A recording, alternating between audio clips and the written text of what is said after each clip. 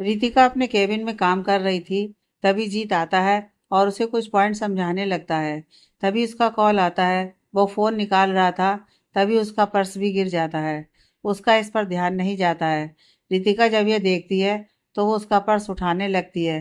तभी उसकी नज़र एक फ़ोटो पर जाती है, जिसे देखकर उसकी आंखें हैरानी से बड़ी हो जाती है। वो कहती है, ये फ़ोटो तो रोमा दी की है, पर यह आपके पास कैसे? वहीं जीत जैसे ही फ़ोन रखता है, वो रितिका के हाथ में अपना वॉलेट देखकर शॉक हो जाता है। वो कहता है, मैम मेरा वॉलेट दीजिए। पर रितिका उसे देखकर कहती है, ये क्या है? आपके पास रोमा दी की फोटो कैसे? जीत, वो गिर गई थी तो मैंने उठा ली थी। उन्हें देने ही वाला था मैं। आप दीजिए मेरा वॉलेट प्लीज। रितिका को उस पर शक तो होता है, पर वो उस वक्त उससे कुछ नहीं कहती है और वॉलेट वापस कर देती है। शाम को जब वो घर पर आती है तो अनु नहीं होती है, क्योंकि वो बर्थडे पार्टी में गई थी। उसे हाल में रोमा दिखाई देती है, जो कुछ पेपर्स पर डिजाइन बना रही थी। वो उसे ध्यान से देखने लगती है। हल्के पीच कलर का सूट, कानों में कुछ नहीं पहना था, बालों की चोटी बांधी हुई थी, पैरों में सादी सी चप्पल पहनी हुई थी। वो जब से यहाँ आई थी उसने रोमा को इसी तरह देखा था। वो कहती है, फोटो में तो ये कितनी सुंदर लग रही थी, पर ये अब इतना सिंपल और सोबर क्यों रहती है, मानो जिंदगी में कोई रंग ही ना हो। रोमा की नज़र उस पर जाती है तो वो मुस्कुराकर कहती है, अरे रितिका, तुम यहाँ खड़ी क्यों हो? आओ बैठो। रितिका भी उसके पास आकर बैठ जाती है। रोमा कहती है, देखो यह डिजाइन कैसी लग रही है। रितिका दी, ये तो बहुत सुंदर है। आपके हाथों में सच में जादू है। रोमा कहती है, पहले तो मैं इससे भी सुंदर बनाती थी, पर शादी के बाद। कहते कहते वो रुक जाती है। रितिका कहती है, शादी के बाद क्या दी? रोमा कहती है, कुछ नहीं, तुम बैठो मैं अभी आती हूँ। और वो चली जाती है। रितिका कहती है, मुझे इस बारे में जानना होगा, पर सबसे पहले मुझे रोमा दी के बारे में सब पता करना होगा, और ये मुझे एक ही इंसान बता सकता है। और वो उठकर आकृति जी के रूम की तरफ चली जाती है। आकृति जी अपने कमरे में बैठी अपनी अलमारी जमा रही थी। रितिका उनके रूम का डोर नॉक करते हुए कहती है, आंटी मैं अंदर आ जाऊं? आकृति जी कहती हैं, आओ ना बेटा। रितिका अंदर जाकर कहती है, आंटी मैंने आपको डिस्टर्ब तो नहीं किया ना? आकृति जी कहती हैं, नहीं बेटा बैठो। रितिका बैठते हुए कहती है, आंटी मुझे कुछ पूछना है, अगर आप बुरा ना माने तो। आकृति जी, बोलो ना बेटा, क्या पूछना चाहती हो? रितिका, आंटी रोमा दी के साथ क्या हुआ है? मैंने उन्हें बिल्कुल सिंपल सादे कपड़ों में और हर वक्त उदासी देखा है। उनकी उम्र तो आदित्य जी से भी कम है, तो वो इस तरह से क्यों रहती हैं, मानो जिंदगी से कोई उम्मीद ही ना हो। उसकी बात सुनकर आकृति जी के चेहरे की मुस्कान चली जाती है और वो चुप हो जाती हैं। रितिका जब उन्हें इस तरह से देखती है तो वो कहती है, सॉरी आंटी, आपको बुरा लगा हो तो। मेरा मोटिव आपको हर्ट करने का नहीं था। आकृति जी कहती हैं, नहीं बेटा, मुझे बुरा नहीं लगा, बस पिछला सब कुछ याद आ गया। तुम जानती हो, पहले रोमा बिल्कुल ऐसी नहीं थी। वो तो हर वक्त हंसती मुस्कुराती रहती थी, बिल्कुल अल्हड़ सी थी, बहुत लाडली थी। पहली बेटी थी हमारी, उसकी पढ़ाई चल रही थी। उस बीच ही माँ जी के पास उनकी एक दोस्त के पोते का रिश्ता आया। बालिंदर नाम था उसका, बहुत अच्छा लड़का था। माँ जी ने रोमा की राय जाने बिना ही उसका रिश्ता बालिंदर के साथ तय कर दिया था। रोमा को उस वक्त शादी नहीं करनी थी। आदित्य और विवाह ने बहुत समझाने की कोशिश की थी, पर माँ जी को अपनी जबान और इज्जत के आगे कुछ नहीं दिखा। धीरे धीरे रोमा ने भी उनके इस फैसले को मान लिया। रोमा और बालिंदर की शादी हो गई।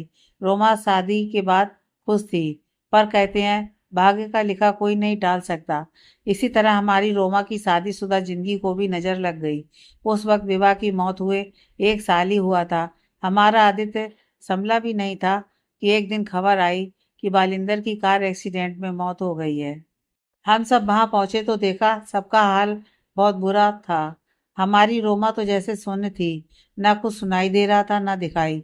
पर जैसे ही वो उसे लेकर जाने लगे तो रोमा एकदम से चिल्लाने लगी, नहीं नहीं, मत लेके जाइए मेरे बालिंदर जी को। जैसे तैसे हमने उसे बालिंदर से अलग किया। उसके मौत के 12 दिन बाद जब हम लोग जाने लगे तो उसकी माँ ने रोमा को वहां से ले जाने को कहा, पर माँ जी ने यह कहकर मना कर दिया कि वो अब उनके घर की बहू है, तो वो वहीं रहेगी। पर हमें नहीं पता था कि वो इस बात के लिए हमारी रोमा को किस हद तक परेशान करेंगे। अगले दिन उन्होंने पंचायत में ये मामला उठाया कि रोमा अब शगुनी है। उससे शादी होने के बाद ही उनके घर का चिराग बुझ गया। रोमा को मनहूस, चरित्रहीन और न जाने किन किन शब्दों से नवाज दिया। उसके बाद बाबूजी रोमा को हमारे साथ घर ले आए। लगभग 1 साल लग गया था रोमा को संभालने में। हमने तय किया कि हम उस परिवार से अब कोई रिश्ता नहीं रखेंगे। हमारी रोमा और आदित्य की जिंदगी में जो तूफान आए वो आज तक नहीं रुका। आदित्य के पास तो फिर भी अन्नू का सहारा था, पर रोमा, वो तो सबके साथ होकर भी अकेली थी। इतना कहकर वो चुप हो जाती हैं। रितिका कहती है, तो आपने रोमा दी की दोबारा शादी करने की नहीं सोची? आकृति जी, माँ जी ने समाज के तानों की वजह से रोमा को घर में ही रहने को कहा। यह भी आदित्य की जिद थी कि रोमा पढ़ाई करे, इसलिए वो अब फिर से पढ़ाई करने लगी है, कॉलेज जाने लगी है। वरना एक तरह से जिंदा लाश हो गई थी मेरी बेटी। रितिका कहती है, आंटी, जिंदगी एक सी नहीं रहती, देखिएगा उनकी जिंदगी में खुशियां जरूर आएंगी। फिर वो कुछ देर बाद अपने रूम में चली जाती है। अगले दिन सब हॉल में थे। निर्मला जी कहती हैं, नवरात्रे आने वाले हैं, आप सब तो जानते हैं ना कि हमें कितना मानते हैं। फिर वो रितिका से कहती हैं, हम चाहते हैं इस बार नवरात्रे की तैयारी आप करें। अगर आप सफल हो गई तो समझिए एक पड़ाव पार कर लिया आपने।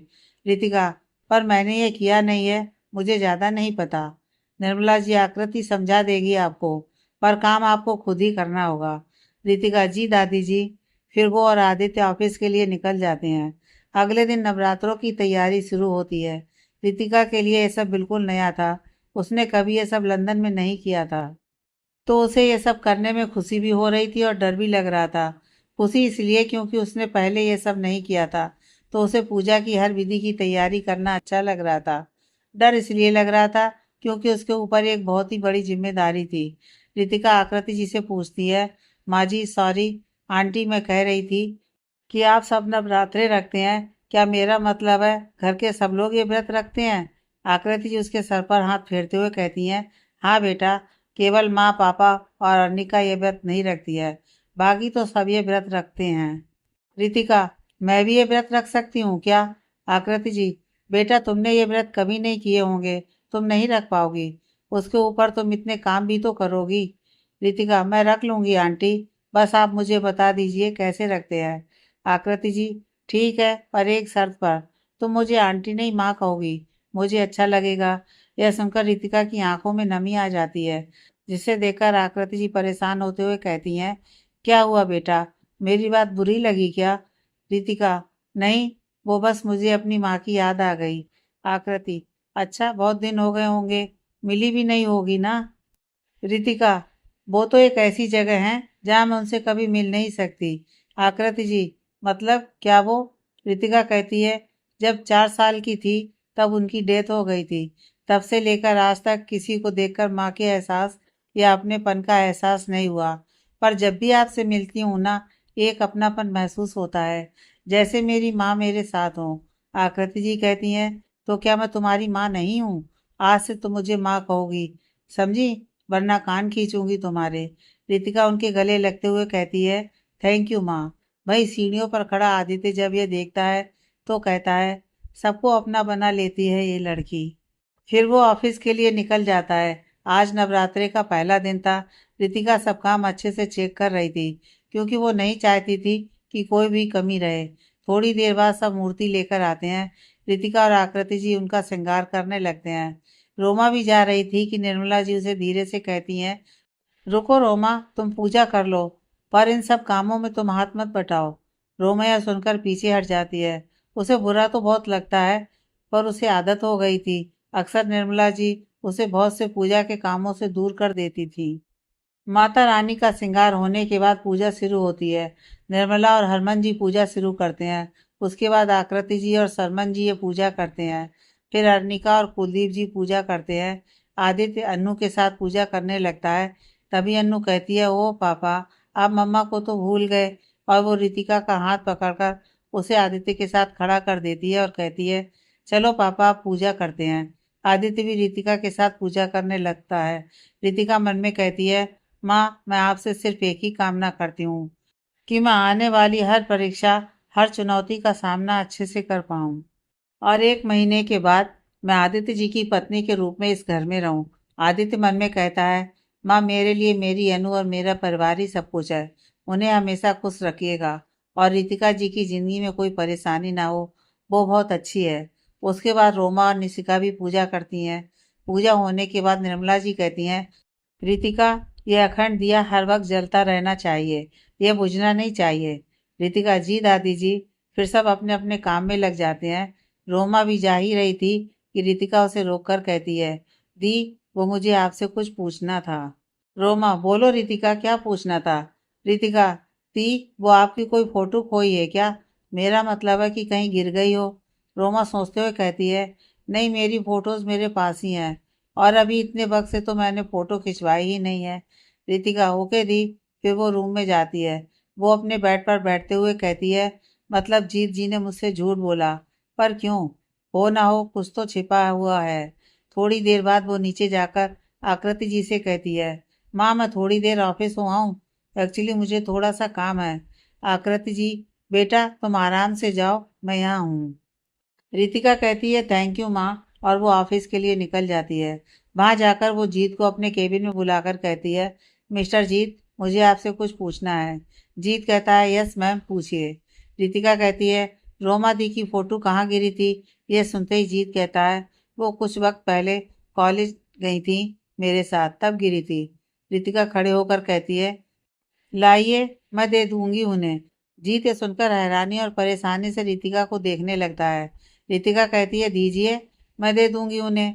जीत एक गहरी सांस लेकर कहता है, सॉरी, मैं आपको नहीं दे सकता, और वो जाने लगता है कि रितिका कहती है, रुकिए मिस्टर जीत, मेरे सवाल खत्म नहीं हुए हैं। जीत मुड़कर कहता है, मैं भी आपको जवाब दे चुका हूँ। रितिका कहती है, क्यों नहीं दे सकते आप फोटो?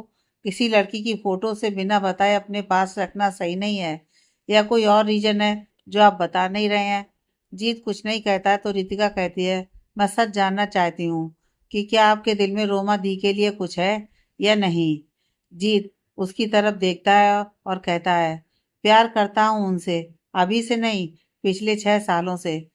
कभी कह नहीं पाया उनसे, तड़प रहा हूँ आज तक। पहले कुछ उम्मीद थी कि शायद वो मेरी जिंदगी का हिस्सा बन सकती है, पर उनकी शादी के बाद वो भी खत्म हो गई। वो मेरे बॉस की बेटी और बहन है। मेरी हैसियत नहीं थी कि उनका हाथ मांग सकूं। बस तब से इसे एक फोटो के सहारे जी रहा हूँ। अब तो आप समझ गई होंगी ना कि क्यों फोटो नहीं दे सकता हूँ। और वो वहां से चला जाता है। उसके जाने के बाद रितिका कहती है, प्यार पाना कितना मुश्किल है। मुझे तो आदित्य जी से कुछ वक्त पहले ही प्यार हुआ है, और ऐसा लगता है कि वो मेरे साथ हों, पर ये तो कितने वक्त से उस प्यार की आस में है जो इन्हें मिला ही नहीं। शाम को वो घर आकर देखती है तो सब फलाहारी की तैयारी कर रहे थे। अरनिका जी रितिका को देखकर कहती हैं, आइए, आ गई हैं आप? भूल गई हैं तो याद दिला दूं, आपको माँ जी ने जिम्मेदारी दी है नवरात्रे की। हो सके तो थोड़ा ध्यान यहाँ भी लगा लो। रितिका कहती है, मैं आती हूँ बस 5 मिनट में। और वो जल्दी से रूम में जाकर फ्रेश होकर नीचे आती है। रात के वक्त रितिका हॉल में ही बैठ जाती है। आदित्य कहता है, आप यहाँ क्या कर रही हैं? सोना नहीं है आपको? रितिका कहती है, वो जोत का ध्यान रखना है, यह बुझनी नहीं चाहिए, इसलिए मैं ध्यान रखूंगी, आप जाइए। आदित्य उसे गुड नाइट बोलकर चला जाता है। रितिका भी बैठे बैठे ध्यान रखने लगती है, पर उसने आज काफी काम किया था तो वो 4 घंटे बाद हल्की सी नींद में होने लगती है, और आखिर उसकी आंख लग जाती है। रितिका को नींद लग गई थी। तभी थोड़ी देर बाद आदित्य नीचे आता है और देखता है कि रितिका सो गई है। वो सामने मंदिर में देखता है कि दिए में घी कम हो गया है। वो जाकर दिए में घी डाल देता है। फिर वापस आकर कहता है, कह रही थी कि आप जाइए, मैं दिए का ध्यान रखूंगी। अगर दादी को पता चला तो वो पता नहीं क्या करेंगी। और वो वहीं बैठ जाता है। तभी उसकी नजर रितिका पर जाती है। उसने पिंक कलर का नाइट सूट पहना हुआ था, और बालों का बन था जो खुल गया था, जिससे उसके बाल उसके कंधे पर थे तो कुछ उसकी आंखों पर। उसकी गहरी पलकें बंद थी। उसका दूध सा गोरा रंग डिम लाइट में भी चमक रहा था। उसके लिप्स पिंक थे जो उसे और भी सुंदर बना रहे थे। वो उठकर उसके पास आता है और उसके बाल उसकी आंखों से हटा देता है। ना जाने उसे क्या होता है, वो उसके माथे को किस कर लेता है, जिससे उसके चेहरे पर स्माइल आ जाती है। यह देखकर आदित्य भी मुस्कुरा देता है। तभी रितिका के मोबाइल का अलार्म बजता है, जिससे आदित्य होश में आता है, और वो जल्दी से रितिका से दूर हो जाता है। वहीं रितिका भी अलार्म की आवाज से उठ जाती है। वो देखती है कि वहां कोई नहीं था। वो कहती है, ऐसा क्यों लगा जैसे कोई यहाँ खड़ा था। फिर वो कहती है, ओह गॉड, दिए में घी तो देखा ही नहीं। और वो मंदिर के पास जाती है तो कहती है, ये तो भरा हुआ है, पर इतनी देर तक कैसे जल गया। चलो नहाकर आती हूँ, फिर बाकी तैयारी भी तो करनी है। फिर वो अपने रूम में फ्रेश होने चली जाती है। आदित्य पिलर के पीछे से कहता है, अच्छा हुआ इनके उठने से पहले मैं वहां से हट गया, वरना कुछ गलत समझ लेती है। फिर वो भी अपने रूम में चला जाता है। इसी तरह नवरात्रि के 7 दिन निकल जाते हैं। रितिका ने सब काम बहुत अच्छे से किए। उसने हर एक काम को बहुत रीत रिवाज के साथ किया। वो किचन में थी, तभी वहां खड़ी एक नौकरानी रहती है। दीदी, ये झुमका आपका है क्या? रितिका उसे लेते हुए कहती है, नहीं, मेरा तो नहीं है, पर आपको कहाँ मिला ये? तो वो नौकरानी कहती है, दीदी, वो आज हम सिलेंडर बदल रहे थे तो उसी के पास पड़ा मिला था। रितिका वो लेकर कहती है, आप दे दीजिए, मैं माँ से पूछ लूंगी ये किसका है। फिर वो कुछ सोचते हुए पूछती है, वैसे एक बात बताइए कि जिस दिन आग लगी थी, क्या उस दिन सिलेंडर में कुछ प्रॉब्लम हुआ था क्या? नौकरानी, नहीं दीदी, हम तो लगभग हर रोज ही सिलेंडर चेक करते हैं। अगर कोई दिक्कत होती है तो हम तुरंत ध्यान देते हैं। न जाने उस दिन ये कैसे हुआ। रितिका सोचते हुए कहती है, आप ठीक से याद कीजिए कि आपके जाने के बाद अनु से पहले किचन में कौन आया था। नौकरानी कहती है, दीदी, ठीक से तो याद नहीं है, पर हाँ, जब मैं ऊपर से कपड़े उतार कर नीचे आ रही थी, तब मैंने अर्निका चाची जी को निकलते हुए देखा था, और उसके बाद तो अनु ही गई थी। और मुझे अच्छे से याद है कि मैंने गैस पर कुछ नहीं चढ़ाया था। रितिका उसे जाने को कहती है और खुद से कहती है, मतलब ये आग जानकर लगाई गई है, पर क्यों? फिर वो उस झुमके को देखकर कहती है, पता तो लगाना पड़ेगा कि माजरा क्या है। वो ऊपर रूम में जाकर कहती है, अब ये झुमका मुझे सच तक पहुंचाएगा कि आग कैसे लगी थी। वो निशिका को कॉल करके अपने रूम में बुलाती है। निशिका थोड़ी देर बाद रूम में आकर कहती है, हाँ बोल, क्या हुआ? रितिका उसे कहती है, देख ये झुमका किचन में सिलेंडर वाली रैक में मिला। और वो उसे सारी बात समझाती है। निशिका, डोंट वरी, तू चिंता मत कर, मुझे पता है ये कैसे करना है, अब तू देखती जा। फिर वो दोनों रूम से बाहर आ जाते हैं। निशिका कहती है, प्लान स्टार्टेड, और वो अनिका जी के रूम की तरफ चली जाती है और रितिका नीचे जाती है। निशिका देखती है कि अनिका जी अपने आप को शीशे में देखकर मुस्कुरा रही थी। निशिका कहती है, करती तो ऐसे है जैसे नई नई मॉडल हो, जिसे एड शूट करना हो, चुड़ैल। फिर वो गेट नॉक करती है। अनिका जी कहती हैं, तुम यहाँ क्या कर रही हो? निशिका कहती है, आंटी, मेरा मतलब है चाची जी, एक बात कहूँ? अनिका जी, कहो, क्या कहना है? निशिका, आप ना लगती नहीं है कि शादीशुदा और 2 बच्चों की माँ है। बिल्कुल मेंटेन किया हुआ है खुद को आपने। अनिका जी कहती हैं, सच कह रही हो या मस्का लगा रही हो? निशिका, अरे बिल्कुल सच चाची जी, देखिए आपका फिगर कितना मेंटेन है। अगर आप लंदन में होती ना, तो लाखों लोग दीवाने होते आपके। फिर वो उनके बाल सेट करके कहती है, ये झुमके अच्छे नहीं लग रहे हैं, काफी ओल्ड फैशन के हैं। आपके पास कोई दूसरे नहीं है क्या? अनिका जी अपनी इतनी तारीफ सुनकर खुश होते हुए कहती हैं, हाँ है ना, रुको। और वो अपनी ड्रॉर खोलकर झुमके का बॉक्स देखने लगती हैं। फिर वो निकाल कर निशिका को देते हुए कहती हैं, ये लो देखो और बताओ इसमें से कौन से मुझ पर अच्छे लगेंगे। निशिका उस बॉक्स को खोलकर देखती है और जो झुमका रितिका ने उसे दिखाया था, वो उसे ढूंढने लगती है। तभी उसे वो झुमका दिखाई देता है। वो उसे निकाल कर कहती है, ये बहुत सुंदर है, यह पहन लीजिए।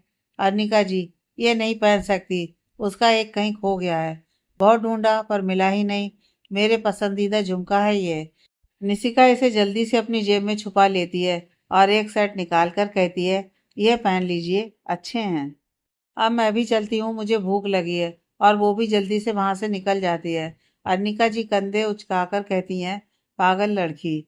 और वो मुस्कुराते हुए झुमके पहनने लगती है।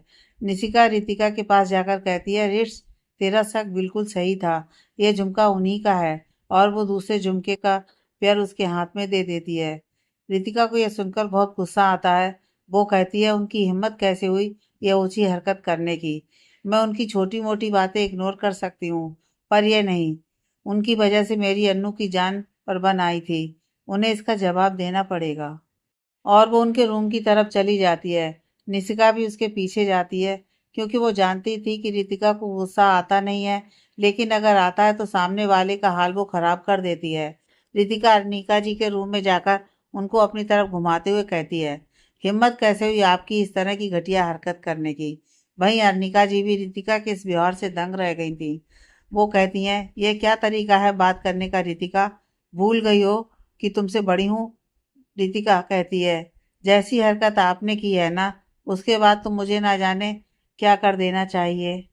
पर आपकी उम्र का लिहाज करके मैं अभी तक सिर्फ इस तरीके से बात कर रही हूँ। आपने किचन में आग क्यों लगाई? ये तक नहीं सोचा आपने कि अगर उस दिन मैं अन्नू को सही वक्त पर नहीं बचाती तो कुछ भी हो सकता था? क्यों किया आपने ऐसा?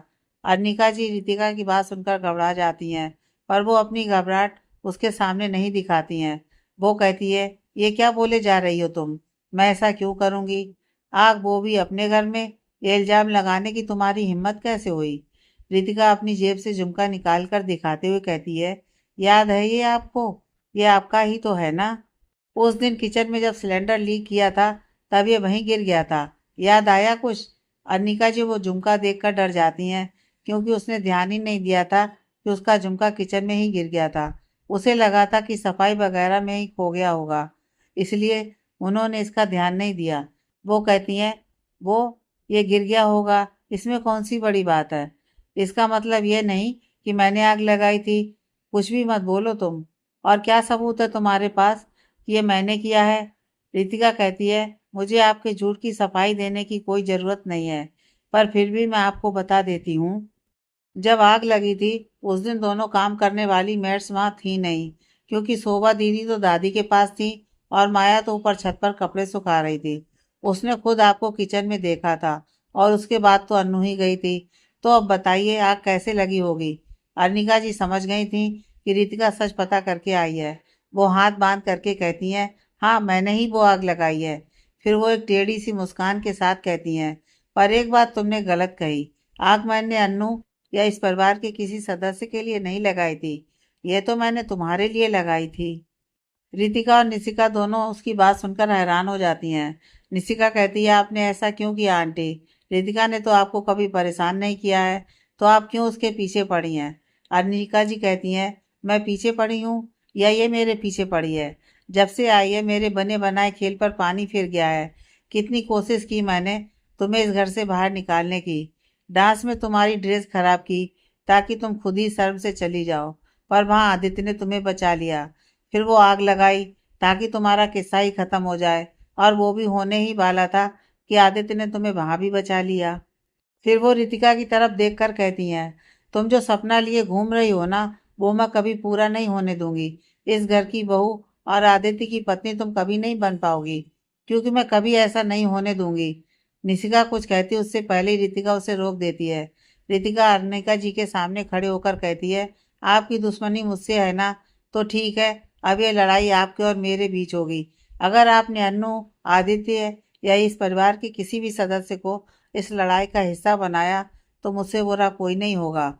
वो कुछ रुककर कहती है, आप जानती हैं ना कि एक औरत में हर तरह का रूप होता है। अगर वो माँ लक्ष्मी और सरस्वती बनकर परिवार चला सकती है तो माँ काली बनकर अपने परिवार को बचा भी सकती है। तो आप ये बात याद रखिएगा। फिर वो उनके रूम से चली जाती है। अनिका जी कहती हैं, वैसे तो मुझे हमेशा तुम्हारे पीछे से वार करना पड़ रहा था। अच्छा ही है इसे सब पता चल गया। अब लड़ाई सामने से होगी। वही रितिका रूम से बाहर निकलकर कहती है, मुझे लगा नहीं था निस कि यह इस तरह की हरकत करेगी। निशिका कहती है, बी केयरफुल रिट्स, ये बहुत खतरनाक है। रितिका सिर्फ हाँ करती है और अपने रूम की तरफ चली जाती है। आज नवरात्रि का आखिरी दिन था और आज ही रितिका के प्रोजेक्ट का इनॉग्रेशन भी था। आदित्य उसके रूम में उसे ये बात बताने जा रहा था। वो उसके रूम में जाकर कहता है, रितिका जी, वो आगे कुछ कह नहीं पाता क्योंकि वो उससे पहले ही मुड़ जाता है।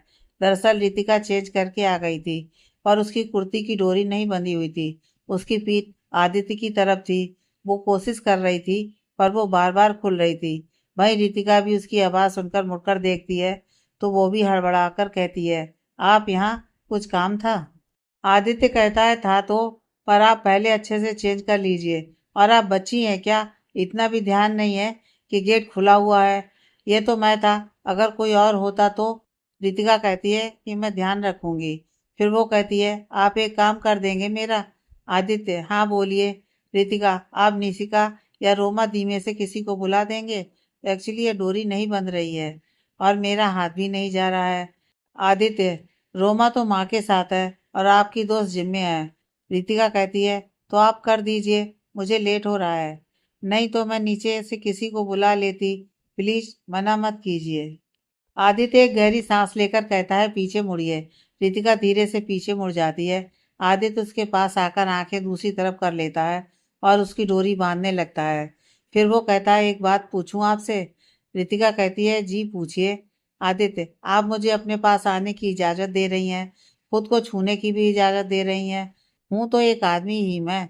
रितिका मुस्कुराकर कहती है, औरत केवल उस मर्द को ही खुद छूने की इजाजत देती है जिस पर वो विश्वास करती है, जिसके साथ उसे महफूज महसूस होता है। और इससे पहले हम दोनों बहुत बार अकेले थे। आपके पास बहुत से ऐसे मौके थे, पर आपने हमेशा मेरी रक्षा ही की है। कभी मुझे ये महसूस नहीं होने दिया कि मैं आपके साथ सेफ नहीं हूँ। आदित्य उसका जवाब सुनकर मुस्कुराकर कहता है, थैंक यू मुझ पर इतना भरोसा करने के लिए। वैसे आज इनॉग्रेशन है, आपको याद है ना? आप पहुंच जाएंगी ना वक्त से? रितिका कहती है, आप चिंता मत कीजिए, सब वक्त से हो जाएगा। और वो फिर नीचे चली जाती है। वो नीचे किचन में जाकर सबसे पहले हाथ जोड़ती है और कहती है, हे माता रानी, आपने अब तक हर मुश्किल में मेरा साथ दिया है, आज भी मेरी मदद करना। फिर वो खाना बनाना शुरू कर देती है। सबसे पहले वो चने और आलू की सब्जी बनाती है। उसके बाद वो हलवा और खीर बना देती है। फिर वो कहती है, एक काम करती हूँ, बाहर देख कर आती हूँ, कुछ बचा तो नहीं है। फिर तो बस पूड़ियाँ ही तलनी है। और वो बाहर निकल जाती है। उसके जाने के बाद अनिका जी किचन में आती हैं और कहती हैं, सॉरी रितिका, मैं ये नवरात्रे खराब नहीं करना चाहती, पर मैं तुम्हें जीतने भी नहीं दे सकती। और वो सब चीज़ों के ढक्कन खोलकर मुस्कुरा देती है। रितिका कुछ देर बाद बाहर से आती है और कहती है, चलो बस पूड़ियाँ ही तलनी हैं अब तो, एक बार सब चेक कर लेती हूँ। और वो आलू की सब्जी का भगोना जैसे ही खोलती है, उसकी आंखें हैरानी से बड़ी हो जाती हैं। वो कहती है, ये कैसे हुआ? यह तो मैंने नहीं किया। फिर ये कैसे हुआ? सब्जी में अच्छे से छौंक लगा हुआ था और अच्छे से धनिया और कड़ी पत्ता सजे हुए थे। वो कहती है, चलो जिसने भी किया है बहुत अच्छा है। और वो फिर पूड़ियों का आटा गूंदने लगती है। वहीं खिड़की के पास खड़ी आकृति जी उसे देखकर मुस्कुरा देती हैं। उन्हें जो अभी थोड़ी देर पहले हुआ वो याद आ जाता है। फ्लैशबैक। अनिका जी भगोना खोलकर उसमें कुछ पाउडर जैसा डाल ही रही थी कि तभी कोई उनका हाथ पकड़ लेता है। वो देखती हैं तो हैरान हो जाती हैं, क्योंकि उनका हाथ आकृति जी ने पकड़ा हुआ था। वो कहती हैं, भाभी वो। आकृति जी कहती हैं, मैं जानती हूँ अनिका, तुम्हें रितिका शुरू से पसंद नहीं है। उसके पीछे तुम्हारे अपने कारण होंगे, पर तुम ये सब करोगी, मुझे ये उम्मीद नहीं थी। तुम इतने सारे बच्चों तक का ख्याल नहीं कर पाई। अनिका जी, माफ करना भाभी। और वो वहां से चली जाती है। आकृति जी सारा खाना चेक करती हैं और उन्हें जिसमें जो कमी लगती है वो उसे ठीक करके किचन से बाहर आ जाती हैं। प्रेजेंट। आकृति जी कहती हैं, बाबा जी, मैं दिल से चाहती हूँ कि रितिका ही इस घर की बहू बने, क्योंकि ये बच्ची ही मेरे आदित्य की जिंदगी को फिर से खुशियों से महका सकती है। और वो वहां से चली जाती हैं। रितिका पूड़ियाँ तल रही थी, तभी एकदम से तेल छटक कर उसके पैरों पर गिर जाता है और उसके मुंह से एकदम से आह निकल जाती है। फिर भी वो उसे इग्नोर करके कहती है, अभी मुझे जल्दी से सब काम करने होंगे। 1 घंटे बाद सब हॉल में थे और कन्याओं को जिमाने की तैयारी कर रहे थे। निर्मला जी सारी तैयारी देखकर कहती हैं, कुड़ी ने काम तो सारा चंगे तरीके से किया है, मानना पड़ेगा, शिद्दत तो बहुत है। फिर वो कहती हैं, रितिका चलो शुरू करो। फिर रितिका, आदित्य और बाकी सब मिलकर सबसे पहले उनके पैर धोते हैं। उसके बाद वो उन्हें तिलक लगाते हैं। फिर सब कन्याओं को खाना परोसना शुरू करते हैं। सब कुछ परोसने के बाद निर्मला जी कहती हैं, शुरू करो बच्चों। सब खाना शुरू करते हैं। एक बच्ची कहती है, ये तो बहुत अच्छा खाना है, टेस्टी। रितिका के चेहरे पर एक मुस्कान आ जाती है। थोड़ी देर बाद सब खाना खा लेते हैं। फिर सब लोग उन्हें शगुन देना शुरू करते हैं और आशीर्वाद देते हैं। रितिका भी सब बच्चियों के पैर छूती है। तो एक बच्ची कहती है, आंटी। फिर वो आदित्य को देखकर कहती है, आप और अंकल साथ में बहुत अच्छे लगते हो, जैसे मेरे मम्मी पापा लगते हैं। रितिका आदित्य को देखती है, जो बच्चों को गिफ्ट्स दे रहा था। वो कहती है, थैंक यू बेटा, अब जल्दी से ब्लेसिंग दे दो। सब कुछ होने के बाद आदित्य कहता है, अब चलें, इनॉग्रेशन का टाइम हो गया है। रितिका, जी चलिए। आकृति जी कहती हैं, रितिका कुछ खा लो, तुम्हारा भी तो व्रत है। रितिका, नहीं माँ, मैं बाद में खा लूंगी, अभी जाना जरूरी है क्योंकि टाइम भी हो रहा है। आप लोग भी जल्दी आ जाइएगा। फिर वो लोग साइड के लिए निकल जाते हैं।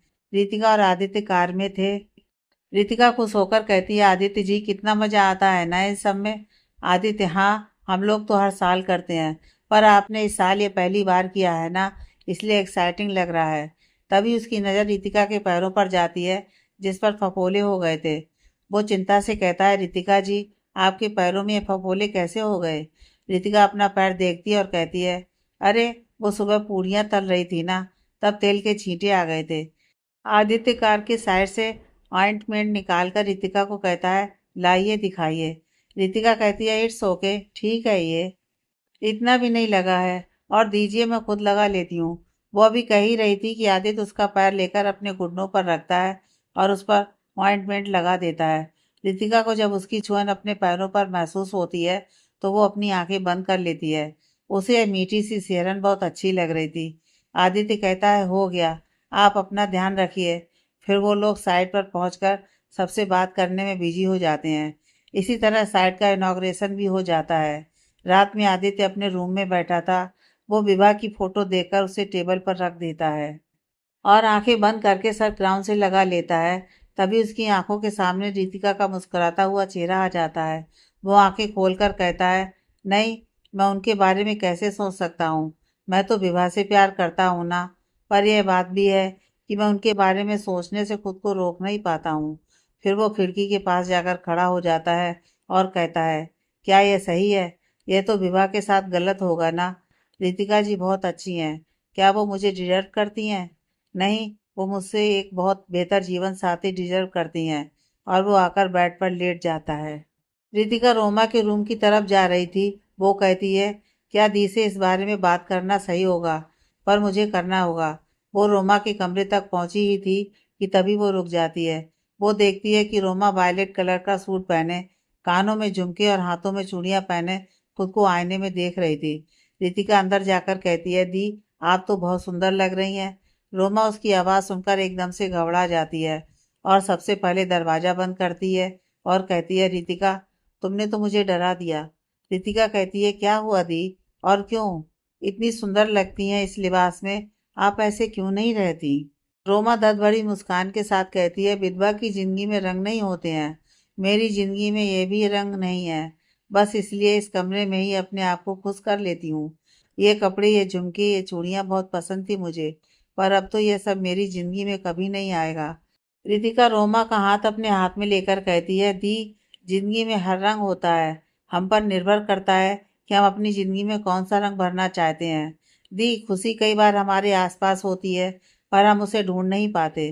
रोमा कहती है, अब तो खुशियों ने मुझसे मुंह मोड़ लिया है, और एक विधवा की जिंदगी में दुख और तानों के सिवा होगा भी क्या।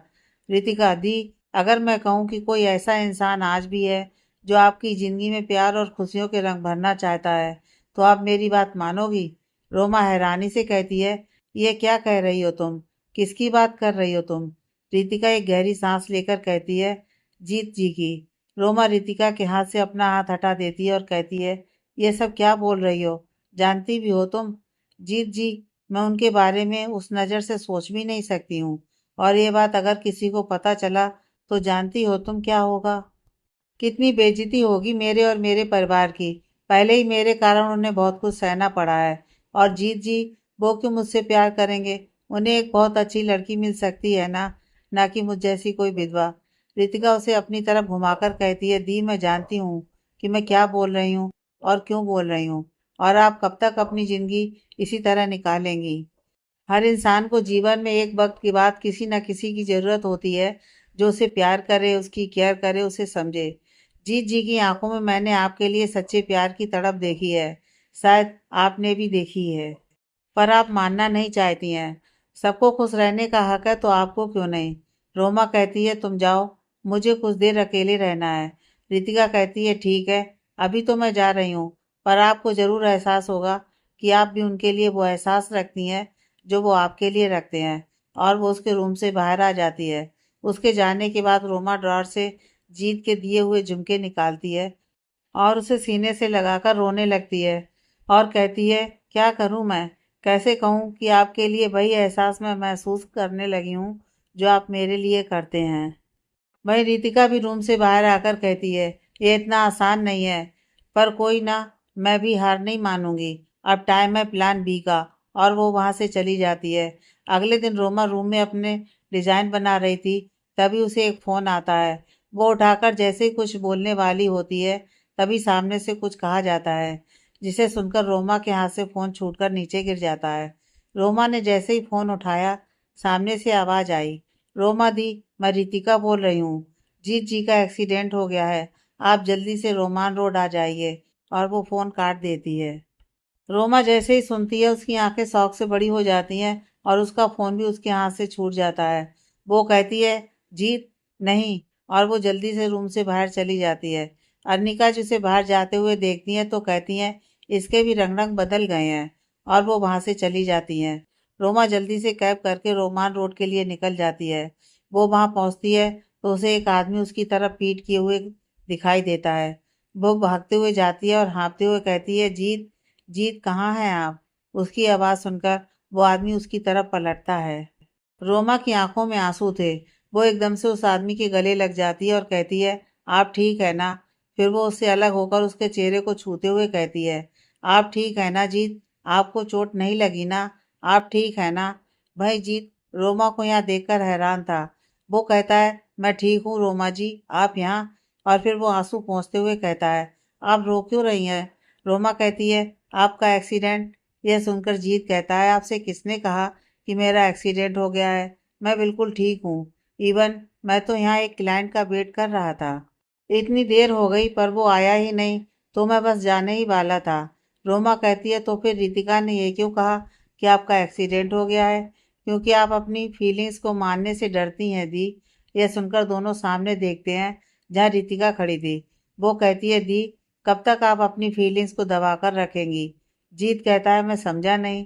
रितिका कहती है, दी आपसे प्यार करती हैं पर अपनी फीलिंग्स को मानने से डरती हैं। जीत ये सुनकर हैरान हो जाता है और रोमा की तरफ देखता है। रोमा कहती है, जीत जी, ऐसा कुछ नहीं है वो। रितिका कहती है, अगर कुछ नहीं है तो आप क्यों दौड़ी चली आई जब मैंने आपको जीत जी के एक्सीडेंट की बात कही? दी, जीत जी आपसे प्यार करते हैं तो आप क्यों पीछे हट रही हैं? रोमा कुछ नहीं कहती है और वहां से जाने लगती है। तभी जीत कहता है, आई लव यू रोमा जी। यह सुनते ही रोमा के कदम रुक जाते हैं। जीत आगे बढ़ते हुए कहता है, मैंने जब से प्यार को जाना है तब से सिर्फ आपसे ही प्यार किया है, पर जब आपकी शादी की बात सुनी तो खुद को रोक लिया। आपके चेहरे की उदासी दूर करना चाहता हूँ मैं। आपके लबों पर फिर से हंसी चाहता हूँ मैं। आपको फिर से लाल जोड़ा पहनाकर अपनी दुल्हन बनाना चाहता हूँ मैं। बोलिए, क्या मेरी बनेंगी आप? रोमा जिसकी पीठ जीत की तरफ थी, वो मनी मन गदगद हो रही थी। पर अगले ही पल वो कहती है, नहीं जीत जी, मेरा साया भी आपकी जिंदगी के लिए खतरनाक है। मैं आपके लिए ठीक नहीं हूँ, ना ही आपके प्यार के लायक हूँ। और वो वहां से चली जाती है। उसके जाने के बाद जीत कहता है, शायद मेरे नसीब में प्यार है ही नहीं। और वो भी वहां से जाने लगता है। रितिका कहती है, क्या करूं? दी को कैसे मनाऊं? फिर वो कहती है, अब एक ही इंसान मेरी मदद कर सकता है। वो घर पहुंचकर आदित्य के रूम में जाती है और देखती है कि आदित्य एक फाइल रीड कर रहा था। वो कहती है, क्या मैं आपसे बात कर सकती हूँ? आदित्य अपने स्पेक्स उतार कर कहता है, आइए ना। रितिका उसके सामने जाकर बैठ जाती है और कहती है, वो कहती है, आदित्य जी, मैं वो। आदित्य कहता है, क्या बात हुई? आज आपको पहली बार बात करने में इतनी हिचक महसूस हो रही है, वरना आप हमेशा तो उड़ते तीर की तरह आती हैं। रितिका कहती है, आदित्य जी, मुझे रोमा दी के लिए आपसे बात करनी है। आदित्य थोड़ा हैरानी से कहता है, रोमा के बारे में क्या बात है, बताइए। रितिका एक गहरी सांस लेकर कहती है, आदित्य जी, जीत जी और रोमा जी एक दूसरे से प्यार करते हैं। यह सुनकर आदित्य के हाथ से फाइल छूटकर गिर जाती है। वो खड़ा होकर कहता है, आप पागल हो गई हैं क्या? क्या कह रही हैं मुझसे कि दी? ये बात घर में किसी के सामने ये बात मत कहिएगा, खामखा रोमा के लिए मुसीबतें बढ़ जाएंगी। रितिका कहती है, मैं सच कह रही हूँ आदित्य जी, रोमा दी जी जी से प्यार करती हैं। वो परिवार और समाज की वजह से इस बात को कभी नहीं मानेंगी। पर आप ही बताइए, क्या उन्हें खुश रहने का हक नहीं है क्या? क्या वो पूरी जिंदगी यूं ही तानों के साथ निकाल देंगी? अगर कोई सच में उनसे प्यार करता है और उन्हें खुश रख सकता है तो हमें तो खुश होना चाहिए। फिर वो आदित्य के कंधे पर हाथ रखकर कहती है, आप उनके भाई हैं, मुझसे बेहतर ही उनकी खुशी के बारे में सोचते होंगे। प्लीज़ मेरी बात के बारे में सोचिएगा। और वो वहाँ से चली जाती है। आदित्य उसके जाने के बाद एक गहरी सोच में डूब जाता है। वहीं रोमा भी अपने रूम में बेड पर लेटी हुई थी। उसकी आंखों में आंसू थे। वो कहती है, मेरी ज़िंदगी ऐसी क्यों है बाबा जी? क्यों मेरी ज़िंदगी में खुशी नहीं आ सकती? पहले बालिंदर आया और मुझे छोड़कर चला गया। अब जीत जी कैसे कहूँ कि प्यार करती हूँ उनसे? ये समाज कभी एक विधवा के प्यार को नहीं समझेगा। मिलेंगे तो सिर्फ ताने और बेइज्जती। नहीं, मैं ऐसा नहीं होने दूंगी। तभी कोई उसके सर पर हाथ रखता है। वो सर उठाकर देखती है तो आदित्य खड़ा था। वो झट से अपने आंसू पोंछकर उठ जाती है और कहती है, भाई आप यहाँ? आदित्य उसके पास बैठकर कहता है, किससे अपने आंसू छुपा रही है तू? याद कर, जब बचपन में तुझे कभी डांट पड़ती थी तो तू जल्दी से मेरे पास आ जाती थी और रो रो कर हर बात मुझे बताया करती थी। मैं तुझे प्यार से चुप करवाया करता था और तू मेरी गोद में सर रख लेती थी। रोमा यह सब सुनकर आदित्य के गले लग जाती है और रोने लगती है। आदित्य उसके सर पर हाथ फेरता है और कहता है, रोमा देख, अगर तेरे मन में कोई ऐसी बात है जो तू बताना चाहती है और बता नहीं पा रही है तो तू मुझे बता सकती है। मैं हमेशा तेरे साथ हूँ। रोमा कहती है, भाई मुझे नहीं समझ आ रहा मैं क्या करूँ। अतीत के घाव हैं कि भरते ही नहीं, और अगर आज कोई खुशी मेरी तरफ बढ़ रही है तो मैं उसे अपना नहीं सकती। आदित्य उसे खुद से अलग करते हुए कहता है, एक ही सवाल करूंगा तुझसे। मैं चाहूंगा कि तू मुझे उसका सही जवाब दे। क्या तू जीत से प्यार करती है? यह सुनकर रोमा आदित्य को देखने लगती है, मानो पूछ रही हो कि उसे कैसे पता चला हो। आदित्य कहता है, इससे फर्क नहीं पड़ता कि मुझे कैसे पता चला। तू ये बता, तू जीत से प्यार करती है? रोमा कुछ नहीं कहती है, बस नजर नीचे कर लेती है। आदित्य उसके हाथ को अपने सर पर रखकर कहता है, तुझे मेरी कसम रोमा, बोल रोमा। रोमा नम आंखों से सिर हिलाकर कहती है, हाँ भाई करती हूँ उनसे प्यार। आदित्य कहता है, तू आराम कर, कल बात करते हैं अब इस बारे में। और वो उसके कमरे से बाहर चला जाता है। अगली सुबह सब अपने कमरे में थे। तभी निर्मला जी की गुस्से भरी आवाज़ घर में आती है, रोमा। सब लोग नीचे आकर देखते हैं तो सबकी आंखें हैरानी से बड़ी हो जाती हैं। रोमा अपने कमरे में खिड़की के पास खड़ी कल की बातों के बारे में सोच रही थी। वो कहती है, मौका मिलते ही मैं जीत जी को सब समझा दूंगी। तभी नीचे से निर्मला जी की गुस्से भरी आवाज़ आती है, रोमा, रोमा नीचे आओ।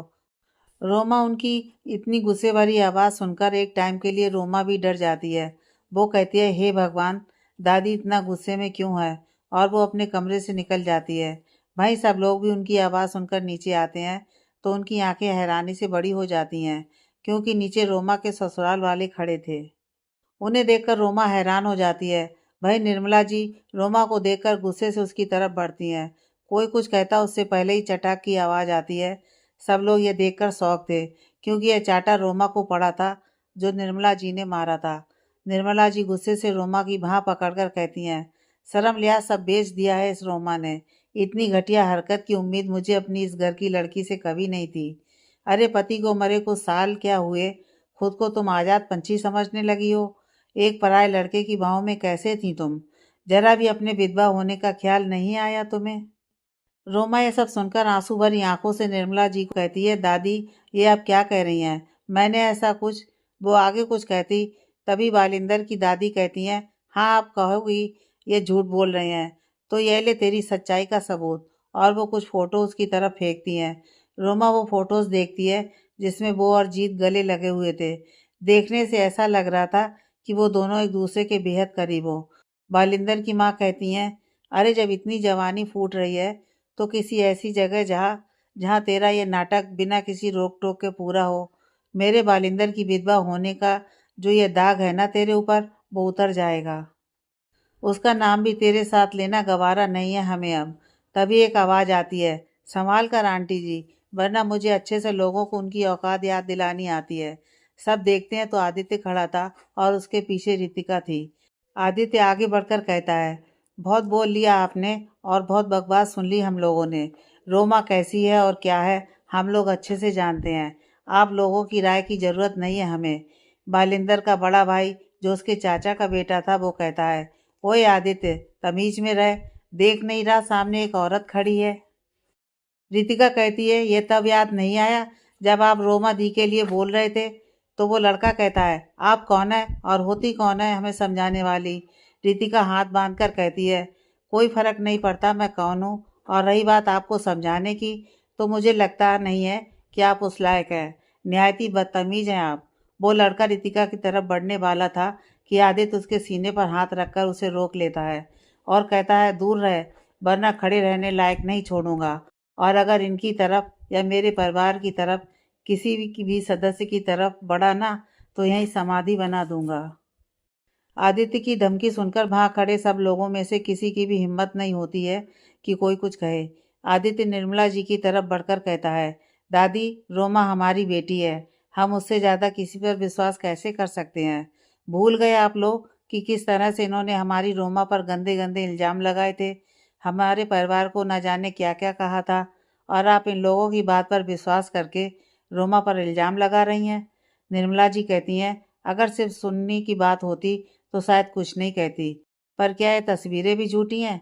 रितिका कहती है, यह फोटो सही हैं, पर इन्हें दिखाने का तरीका गलत है। और अगर किसी को कुछ कहना है तो मुझसे कहिए, ना कि रोमा दी से। और वो कल की सारी बातें बता देती है। फिर वो उसके ससुराल वालों से कहती है, किस मिट्टी के बने हैं आप लोग? जरा भी शर्म नहीं आती किसी लड़की के बारे में इस तरह की बातें करते हुए आप लोगों को? घर में बहू बेटियां नहीं हैं आपके?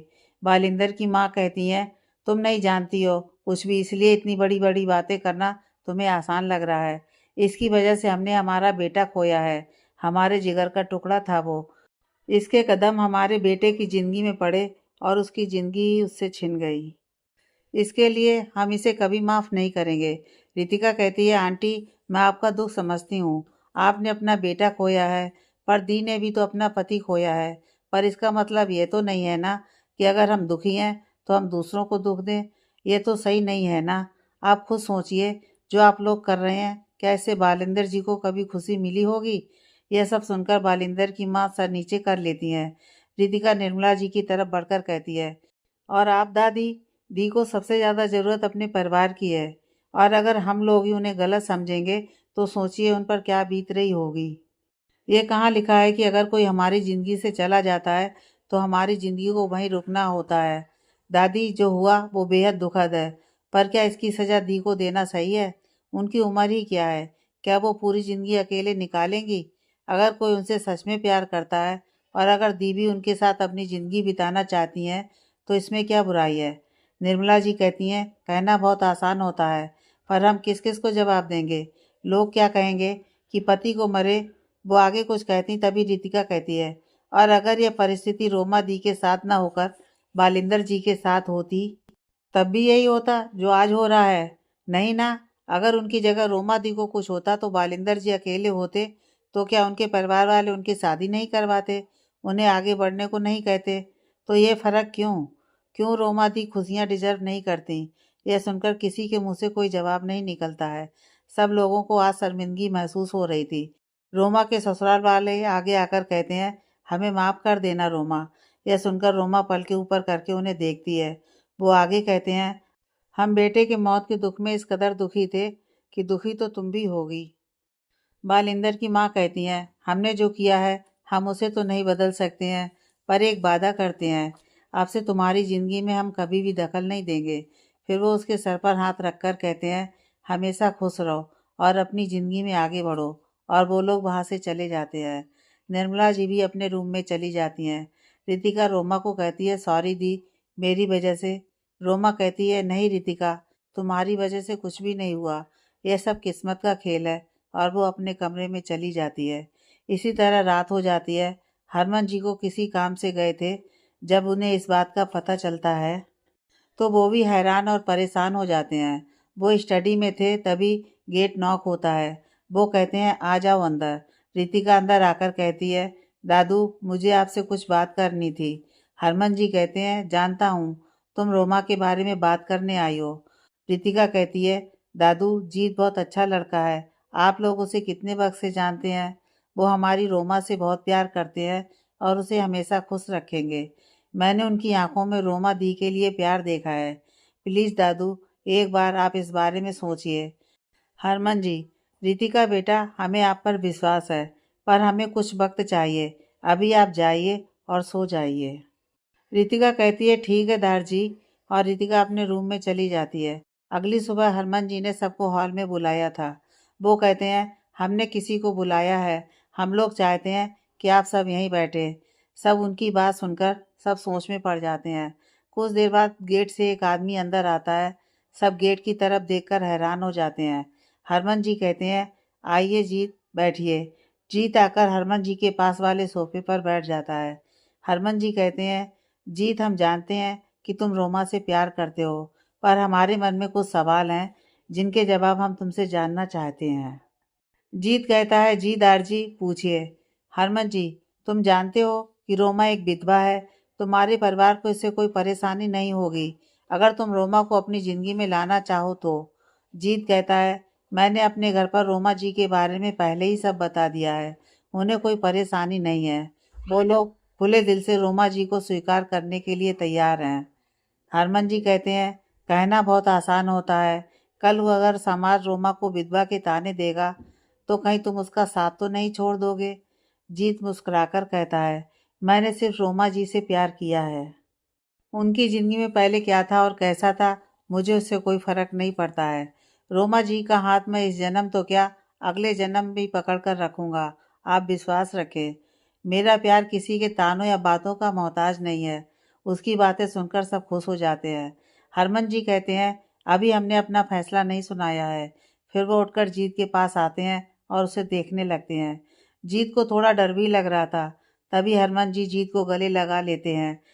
ये देखकर सब हैरानी के साथ खुश भी होते हैं, सिवाय निर्मला जी को छोड़कर। वो तो अभी भी इन सबके खिलाफ थी। हरमन जी कहते हैं पुत्र, तेरे अंदर हमें सच्चाई दिखाई देती है। मुझे पूरा विश्वास है कि तू मेरी रोमा को बहुत खुश रखेगा। हम अपनी रोमा का हाथ तेरे हाथ में सौंपते हैं। पर वो आगे कहते हुए रुक जाते हैं। जीत कहता है क्या हुआ दार जी, कोई परेशानी है क्या? हरमन जी, बेटा तुम तो तैयार हो, पर रोमा अभी इस बात के लिए राजी नहीं है। जीत कहता है अगर आप लोगों की इजाज़त हो तो क्या मैं कुछ देर उनसे बात कर सकता हूँ? हरमन जी कहते हैं जाओ बेटा, हमें भरोसा है तुम पर। आदित्य जीत के साथ रोमा के रूम की तरफ जा रहा होता है। वो रोमा के रूम के पास पहुंचकर कहता है ध्यान से जीत, क्योंकि रोमा कल की वजह से बहुत दुखी है। जीत कहता है विश्वास रखिए मुझ पर, और वो रोमा के रूम में चला जाता है। वो देखता है कि रोमा खिड़की के पास खड़ी थी।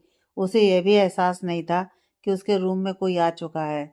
जीत रोमा के पास खड़ा होकर कहता है ठीक है आप। उसकी आवाज़ सुनकर रोमा अपनी सोच से बाहर आती है। वो हैरान होते हुए कहती है आप यहाँ कैसे और कब आए? जीत मुस्कुराकर कहता है जब आप खोई हुई थी। वैसे क्या सोच रही थी? फिर वो धीरे से उसके कान के पास आकर कहता है मेरे बारे में तो नहीं। रोमा एकदम से मुड़ती है, जिससे वो और जीत और पास आ जाते हैं। रोमा उससे अलग होने की कोशिश करती है, पर जीत उसकी कमर से उसे पकड़कर कहता है कितना दूर जाएंगे आप मुझसे? रोमा कहती है देखिए, किसी ने देख लिया तो बहुत परेशानी होगी, आप जाइए यहाँ से। जीत उसका हाथ पकड़ लेता है और उसे बेड पर बिठा देता है और कहता है 1 मिनट, और वो उसकी अलमारी से कुछ लेकर आता है। रोमा कहती है ये दुपट्टा क्यों? जीत उस दुपट्टे को रोमा के सर पर उड़ा देता है और कहता है आपकी जिंदगी में रंग भरने का वक्त आ गया है। फिर वो उसके हाथ को अपने हाथ में लेकर कहता है शादी करेंगे आप मुझसे? रोमा नम आंखों से कहती है नहीं कर सकती आपको, हाँ, कोई नहीं मानेगा। आप नहीं जानते, मेरा साया भी लोगों की जिंदगी खत्म कर देता है। जीत कहता है आज कह दिया, फिर कभी मत कहिएगा ये बात। अगर आपका साया मेरी जिंदगी में नहीं आया तो मैं जीते जी ही मर जाऊंगा। और रही बात किसी के मानने ना मानने की, तो जिनको मानना है वो लोग ऑलरेडी मान चुके हैं। रोमा हैरानी से कहती है क्या मतलब है आपका? मतलब यह कि अब तुम अपने प्यार को खुलकर एक्सेप्ट कर सकती हो। रोमा मुड़कर देखती है तो आदित्य और रितिका गेट पर खड़े थे। आदित्य रोमा के सर पर हाथ रखकर कहता है अब तेरी शादी के लिए सब रेडी है रोमा। अब तुझे हर वक्त कुछ भी करने से पहले कतराने की ज़रूरत नहीं है। तेरी ज़िंदगी में हर रंग होगा। रोमा कहती है सच भाई, और वो उसके गले लगकर रोने लगती है। आदित्य कहता है अब तो रोना बंद कर मेरी माँ। रितिका कहती है आप लोग प्लीज़ इमोशनल होना बंद करेंगे, क्योंकि एक बार मैं रोने लगी तो चुप नहीं होंगी। उसकी बात सुनकर सबको हंसी आ जाती है। उसके बाद सब नीचे आ जाते हैं। सरमन जी, जीत बेटा, तुम्हारे घर वालों से हमें बात करनी है। अगर तुम हो सके तो आज रात उन्हें डिनर पर बुला लो। जीत खुश होते हुए कहता है, जी अंकल, क्यों नहीं। फिर वो कुछ देर बाद वो चला जाता है। रात के वक्त रितिका और निशिका रोमा को तैयार कर रही थी। रितिका कहती है, दी आप बहुत सुंदर लग रही हैं। निशिका, हाँ, ऐसा ना हो कि जीजू आपको आज ही अपने साथ लेकर चले जाएं। यह सुनकर रोमा शर्मा जाती है। रितिका और निशिका मुस्कुराते उसे गले लगा लेती हैं। जीत के घर में उसकी माँ, पापा और एक बहन थी। जीत की माँ कहती हैं, बहन जी, जितनी जल्दी हो सके आप शादी करवा दें। हमसे तो अब सब्र नहीं होता। आकृति जी कहती हैं, ठीक है बहन जी, तो इस रविवार गुरुद्वारे में दोनों की शादी करवा देते हैं। हरमन जी कहते हैं, हाँ आकृति बिल्कुल ठीक कह रही है, और बाकी रस्में भी हो जाएंगी। इसी तरह सब तय करके सब अपने घर को निकल जाते हैं। निर्मला जी अपने कमरे में थी। वो हरमन जी को कहती हैं, मैंने बाहर कुछ नहीं कहा, इसका ये मतलब नहीं कि सब लोग अपनी मर्जी करें। रोमा की शादी होगी, पर बिल्कुल सादगी से। ज़्यादा चमक धमक नहीं चाहिए मुझे। हरमन जी उनके पास बैठकर कहते हैं, क्या परेशानी है आपको? क्यों आप घर आई खुशियों को दरकिनार कर रही हैं? हमारी बच्ची एक नए जीवन की शुरुआत कर रही है। हमें उसे अच्छे से आशीर्वाद देना चाहिए। उम्मीद करता हूँ आप इस शादी में ऐसा कुछ नहीं करेंगी जिससे मुझे आपके खिलाफ जाकर कोई भी कदम उठाना पड़े। और वो उठकर वहाँ से चले जाते हैं। अगले दिन सगाई की तैयारी शुरू होती है। सब लोग मिलकर सब काम बहुत अच्छे से कर रहे थे। रितिका और निशिका रोमा को तैयार कर रही थी। रितिका निशिका को कहती है, निश तू रेडी हो जा, मैं तब तक बाकी काम देख लेती हूँ, और अन्नू को भी रेडी करना है मुझे तो। निशिका कहती है, डोंट वरी, मैं हाफ आवर में रेडी होकर आती हूँ। और वो अपने रूम में चली जाती है। वो जा ही रही थी कि अचानक वो किसी से टकरा जाती है। वो गिरती उससे पहले ही सामने वाला इंसान उसे पकड़ लेता है। निशिका भड़के हुए अंदाज से कहती है, दिखता नहीं है क्या? तभी वो देखती है कि वो लड़का जिसने उसे पकड़ रखा था वो उसे एकटक देख रहा है। वो कहती है, शायद इसे कहीं देखा है, और वो उसे कंधे पर मारती है, जिससे वो इंसान होश में आता है और कहता है, सॉरी, मेरा ध्यान नहीं था, आपको लगी तो नहीं? निशिका कहती है, नहीं, वैसे तुम कौन हो, पहले यहाँ नहीं देखा? तो वो लड़का कहता है, मैं शोभित हूँ, आदित्य भाई का छोटा भाई। निशिका कहती है, ओह आई सी, अब साइड हटेंगे, मुझे जाना है। और वो उसे साइड करके चली जाती है। शोभित कहता है, एकदम तीखी मिर्च है, और वो हंसते हुए चला जाता है। वहीं रितिका ने अन्नू को तैयार कर दिया था। वो कहती है, बेबी आप नीचे जाकर सबके साथ खेलो, मैं रेडी होकर आती हूँ। अन्नू कहती है, ओके मम्मा, और वो नीचे चली जाती है। रितिका उसके जाने के बाद अपने लिए एक पिंक कलर का नारकली सूट निकाल लेती है और कहती है, अभी तो यही लास्ट ऑप्शन है, और वो उसे पहनकर रेडी होने लगती है। तभी आदित्य अन्नू को ढूंढता हुआ आता है और कहता है, रितिका जी, आपने अन्नू को देखा है क्या? रितिका, जो अपनी ईयरिंग पहन रही थी, वो कहती है, हाँ, मैंने उसे नीचे भेज दिया है। आदित्य कहता है, क्या हुआ, कुछ प्रॉब्लम है? रितिका कहती है, ये ईयरिंग सेट नहीं हो रहे हैं, आप चलिए मैं आती हूँ। और वो उसे सेट करने लगती है। आदित्य उसके पास आकर हंसते हुए कहता है, जैसे आप कर रही हैं ना, ये कल तक भी नहीं होगा। रितिका उसे चिढ़ते हुए कहती है, या तो मदद कीजिए या फिर जाइए, हंसिए मत। आदित्य उसके हाथ से इयररिंग लेकर कहता है, लाइए मैं बताता हूँ। वो उसके बाल कंधे से हटाकर पीछे करता है और उसके कान में वो इयररिंग डाल देता है। फिर वो उसके बालों में उसे सेट करता है और कहता है, देखिए हो गया। रितिका खुश होते हुए कहती है, वाओ, कितने अच्छे से सेट किए हैं, थैंक यू। और वो उसके गाल पर किस कर देती है। आदित्य एकदम से जम जाता है। वही रितिका कहती है, सॉरी, और वो जल्दी से रूम से भाग जाती है, क्योंकि उसे पता था आदित्य उस पर गुस्सा करेगा। वहीं आदित्य अपने गाल पर हाथ रखकर कहता है, पागल है ये लड़की, और वो भी नीचे चला जाता है। कुछ देर बाद जीत के घर वाले आते हैं। निशिका और रितिका रोमा को नीचे लाने चले जाते हैं, और वो उसे नीचे लेकर आते हैं तो सबकी नज़र उन पर ठहर जाती है। रोमा ने आज लाइट ग्रीन कलर का लहंगा पहना था। उस पर ज्वेलरी और मेकअप उसे बहुत सुंदर बना रहा था। जीत उसे देखकर मुस्कुराने लगता है। यह देखकर रोमा के चेहरे पर भी एक स्माइल आ जाती है। वहीं शोभित निशिका को देख रहा था, जिसने पीच कलर का प्लाजो सूट पहना था। उस पर इयररिंग्स और हाथ में चूड़ियां पहने वो बहुत अच्छी लग रही थी। रितिका की नज़र जैसे ही आदित्य पर जाती है, वो जल्दी से नजरें हटा लेती है। कुछ रस्मों के बाद सगाई की रस्म शुरू होती है। सबसे पहले रोमा जीत को रिंग पहनाती है। सब तालियां बजाने लगते हैं। वहीं सरमन जी मन में कहते हैं, बाबा जी अब मेरी रोमा की जिंदगी में बस खुशियां ही खुशियां हों, कोई दुख ना आए। उसके बाद जीत रोमा को अंगूठी पहना देता है। फिर रितिका कहती है, अब सगाई ऐसे ही सूखी तो नहीं होगी ना, कुछ डांस वगैरह तो होना चाहिए ना। जीत की बहन कहती है, हाँ तुम सही कह रही हो, तो शुरू करें। रितिका कहती है, क्यों नहीं। उसके बाद सॉन्ग्स लगाया जाता है। रितिका आदित्य को देखते हुए डांस कर रही थी। फिर वो रोमा और जीत को भी अपने साथ लेकर आती है। वहीं जीत की बहन शोभित को देखते हुए उसे लेकर आती है और उसके साथ डांस करने लगती है।